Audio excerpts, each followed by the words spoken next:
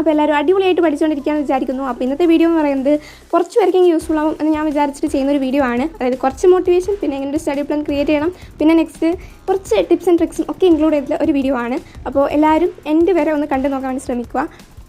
പിന്നെ ഇപ്പോൾ കുറേ പേർക്കുള്ള ഒരു ഡൗട്ടും കാര്യങ്ങളൊക്കെ ആയിരിക്കും, അല്ലെങ്കിൽ സ്വന്തമായിട്ട് തന്നെ സെൽഫ് ഡൗട്ട് കാര്യങ്ങൾ വന്ന് തുടങ്ങിയിട്ടുണ്ടാവും. അതായത് ഇനി പഠിച്ചാൽ ഫുൾ എ പ്ലസ് കിട്ടുമോ, ഇത്രയും ദിവസം എല്ലാം പോയില്ലേ, ഇനി ഞാൻ എപ്പോൾ പഠിക്കാനോ, ഇനി ദിവസങ്ങളില്ലല്ലോ എന്നുള്ള രീതിയിൽ കുറേ പേർക്ക് എനിക്ക് തോന്നിയിട്ടുണ്ടാവും. എനിക്കിടയ്ക്ക് തോന്നിയിട്ടുണ്ട്, അതായത് ഇനി പഠിച്ചാൽ കിട്ടുമോ. അതായത് നമ്മൾ ആദ്യം ആ ഒരു ജൂണിൽ തുടങ്ങുമ്പോൾ നമ്മൾ ഭയങ്കര ലക്ഷ്യമായിരുന്നു, ഫുൾ എ പ്ലസ് അടിക്കണം, അങ്ങനെ ആക്കണം, ഇങ്ങനെ ആക്കണം. പക്ഷേ പിന്നെ വന്ന് ഇപ്പോൾ എല്ലാം പോയ പോലെ ആയിപ്പോയി. അപ്പോൾ ആ ഒരു ടൈമിൽ എന്താ ചെയ്യേണ്ടത്? ഒരു കടലിൻ്റെ നടുക്ക് പോയി നിന്ന പോലെയുള്ളൊരവസ്ഥയിൽ ഉള്ളവർ ഒരു 2-3 പേരെങ്കിലും ഉണ്ടാവുമായിരിക്കും. അപ്പോൾ അവർക്ക് വേണ്ടിയിട്ടാണ് ഞാൻ ഇത് പറയുന്നത്.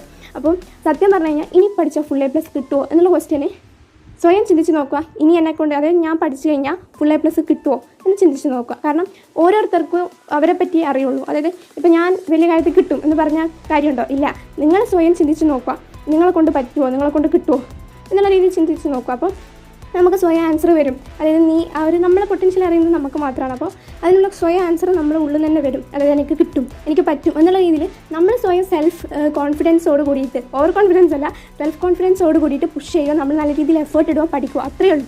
എപ്പോൾ നോക്കിയാലും റിസൾട്ട് നോക്കിയിട്ട് അയ്യോ കിട്ടുമോ എന്നുള്ള രീതിയിൽ നമ്മൾ ചിന്തിച്ചുകൊണ്ടിരിക്കരുത്.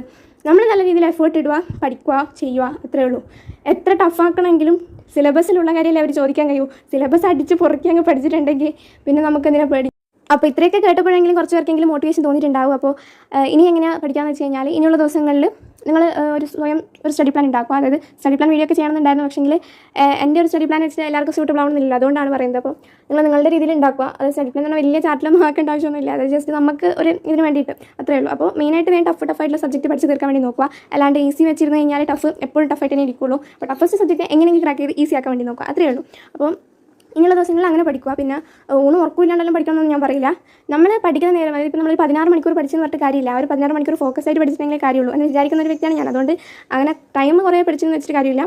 പഠിക്കുന്ന സമയത്ത് വൃത്തിക്ക് പഠിച്ചാൽ തന്നെ നമുക്ക് വേഗം പഠിച്ചു തീർക്കാൻ പറ്റുന്ന സിലബസ് തന്നെയാണ്. 10th എന്ന് പറയുന്നത് വലിയ അങ്ങ് പൊന്താത്ത മലയൊന്നും അല്ല. അതുകൊണ്ട് അങ്ങനെ പഠിക്കുക, അത്രയേ ഉള്ളൂ. പിന്നെ ഇതുവരെ പഠിച്ച് തുടങ്ങാത്തവരാണെങ്കിൽ ഇനി പഠിച്ച് തുടങ്ങുക. അല്ലാതെ ഇനിയും കിട്ടുമോ എന്ന് പറഞ്ഞിരുന്നിട്ട് കാര്യമില്ല.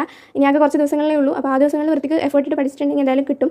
അപ്പോൾ എല്ലാവർക്കും ആഗ്രഹങ്ങളുണ്ട്, അത് കിട്ടേണ്ടതാണെങ്കിൽ കിട്ടും, നമ്മൾ എഫേർട്ട് ഇട്ടിട്ടുണ്ടെങ്കിൽ കിട്ടും, അത്രയേ ഉള്ളൂ. അപ്പോൾ ഇത്രയേ ഉള്ളൂ ഇന്നത്തെ video. Bye, see in the next video.